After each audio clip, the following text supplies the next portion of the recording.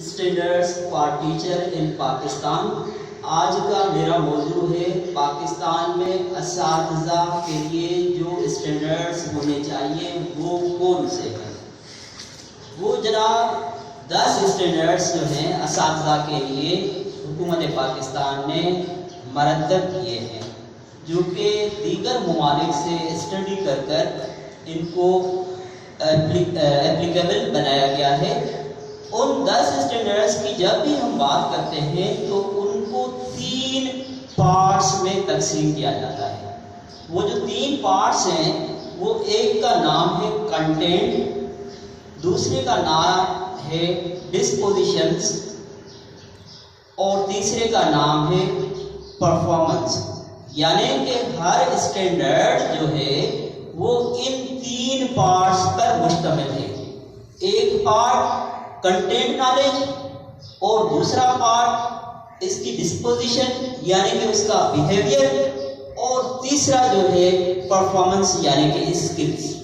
اب جب ہم 10 اسٹینڈرڈس کی بات کرتے ہیں تو وہ 10 اسٹینڈرڈس کے نام ہم سن لیتے ہیں کہ وہ کیا نام ہے۔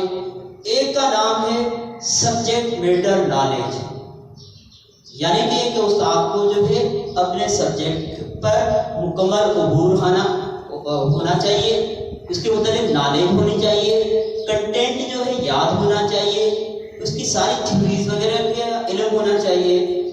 پھر اسی طرح میں یہ جو 10 اسٹینڈرڈس ہیں ان کے نام بتانے جا رہا ہوں۔ تو دوسرا ہمارا جو اسٹینڈرڈ بنایا گیا ہے وہ ہے ہیومن گروتھ اینڈ ڈیولپمنٹ۔ تیسرا اسٹینڈرڈ ہے knowledge of Islamic values and social life skills.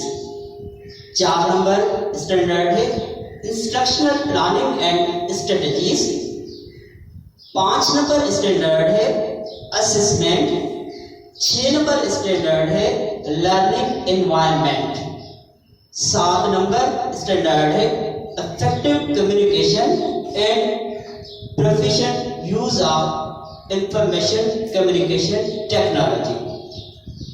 8 نمبر اسٹینڈرڈ جو اساتذہ کے لیے وضع کیا گیا ہے وہ ہے کولیبریشن اینڈ پارٹنرشپ۔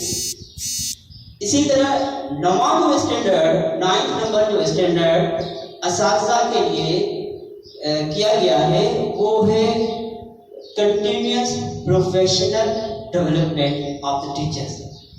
اسی طرح 10واں جو اسٹینڈرڈ ہے جو کہ بہت ہی بڑا امپورٹنٹ ہے، امپورٹنٹ تو ویسے ہر اسٹینڈرڈ ہے کیونکہ یہ اسٹینڈرڈ سے معیارات ہیں، وہ 10واں ہے ٹیچنگ آف انگلش۔